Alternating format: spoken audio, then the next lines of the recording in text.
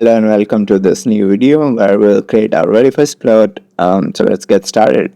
I went ahead and created this notebook, and the header that you see right here is the default header that I use in pretty much all of my work. I really like this theme here I did. And yeah, you are free to use anything of your choice. So we'll start by loading in package called ggplot2. This is the tool that we'll use to create all the plots. GG stands for Grammar of Graphics. So, and 2 is the latest version, ggplot2. So, for the data that we're gonna be using is empty cars data. So, we'll just go ahead and load the data. And in case you're wondering what's empty cars, you can do question mark empty cars, and this will pull up a whole bunch of information about empty cars. Water trends, car road test. This data is collected and this contains all these variables, and it shows you the meaning of the variables here as well. So there's mpg, miles per gallon, horsepower, weight of the car, and other variables. You should go ahead and read them if you need to. So we're gonna go load the data, start our first chunk. We are storing the data in a variable called data from empty cars. Empty cars is basically your data. Okay, let's quickly go ahead and run it. The data is in there. We'll go use the head command to see if we have the right data. Okay, you can see some entries in the data.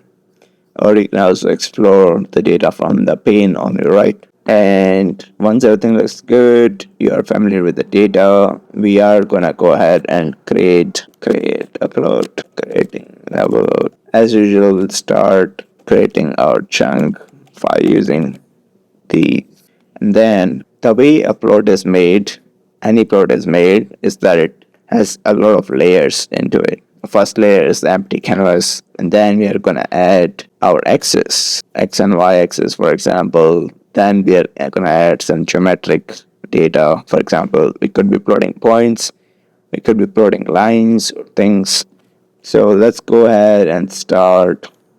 Let's make sure we run this command in order to load the library. Okay, so now the library is loaded. We're gonna add do ggplot, and you can actually start typing in the ggplot function as it is, but what I like to do is explicitly define where our ggplot function is coming from. It's coming from ggplot2 library. So library name and this operator, the function name, and then we'll give in some parameters in here.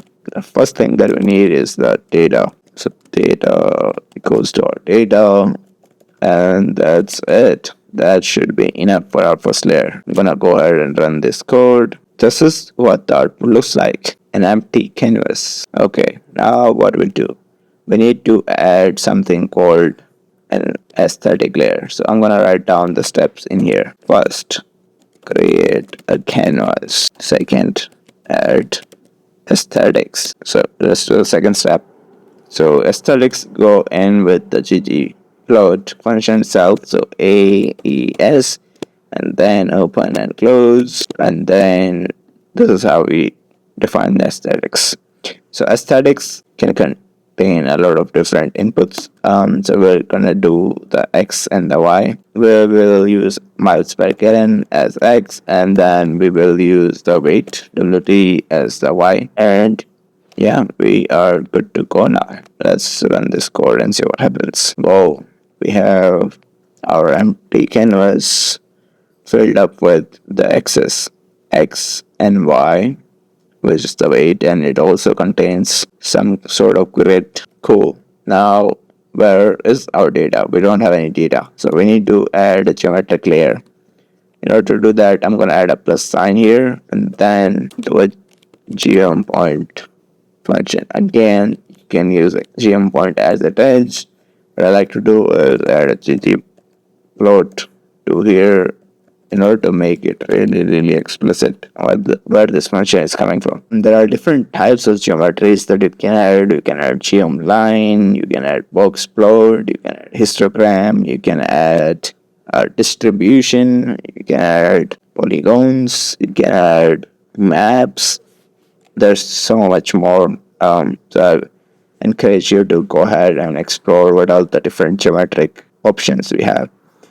Okay, let me go ahead and run it. Whoa, now we see our data in here. And we see a clear trend. Just as you increase the weight of the vehicle, the efficiency or the miles per gallon increase. Or if you want to have a high miles per gallon, you need to make sure your vehicle is very lightweight. Okay, so this was our data. What if we want to change some attributes of our plots? What if I want to make sure my points are red? Or what if I want to change their opacity? So you can do all sort of things here. So for example, I can define my alpha, which is the opacity, as 0.2 here. And then I'm gonna define the color right here. Let's run this code now. You see the points are now red, and then they have some opacity. Let's try changing the opacity. Okay, this looks way better. You can actually do the same thing in the first layer itself, but the problem with that is every new layer in your plot, for example, if I have another layer here, layer 3, it's gonna inherit the same properties as we have defined in this very first layer. So whatever you define in ggplot is used by all the layers. So if you wanna maybe any other geometry here, and if you define red right here, that's gonna make sure that everything you plot will be red. So we are not gonna do that. We should define everything locally where we need them. Okay, so we can do some more things here.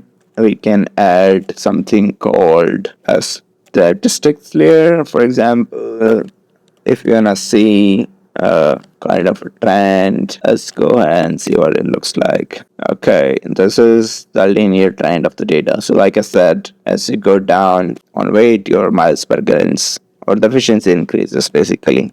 The lighter the vehicle, the efficient it is. And you can change the color and the methods that are being used to compute all those stats. Here it also gives you a nice useful information. Says this is the function that it's using. So y equal to x. Okay, now if I want to see how, okay, first let's information, basically the title and the x and y coordinate, the axis labels. So we use this function called labs, and of course if you hover over the function or if you check the function definition, you can find different information about it. Now you see it's nicely formatted. Alright, now what we're gonna do is we have this plot and we wanna make sure that we see this weight versus miles per gallon, but we're gonna see it for each cylinder type. So we have like maybe 4 cylinder types. What if we wanna do that? One crude way is to crop your data, like for make data frame for each data type and then plot them, but that would be very tedious. So one shortcut in order to do that is called facet wrap. So we are gonna wrap by cylinder, and let's run this code. So what it does is kind of breaks down in like the 4 cylinder types. We have 4 cylinder, 6 cylinder, 8 cylinder, and the problem now is that the graphs are kind of squished. It's really hard to see what's going on. So what I'm gonna do is change the number of rows or the number of columns we have so that it's visible nicely. Okay, we get some error. It says okay, it can fix and now we have some better picture. So you can see 8 cylinder engines are mostly the ones with lower efficiency because they have a very high weight, so and so forth. So yeah, this was a nice visualization. So you can also set different themes. So for example, I'm gonna do theme BW.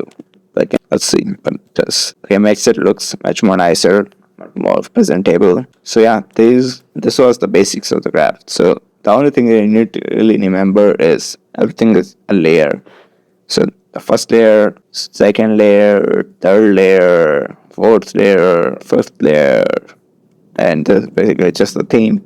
So make a layered plot. Try to understand how it all works. I hope I was able to explain a little bit of it, but the best way to learn is to play around and see how tweaking some of these things changes your plot. But it's pretty easy once you get a hang of it.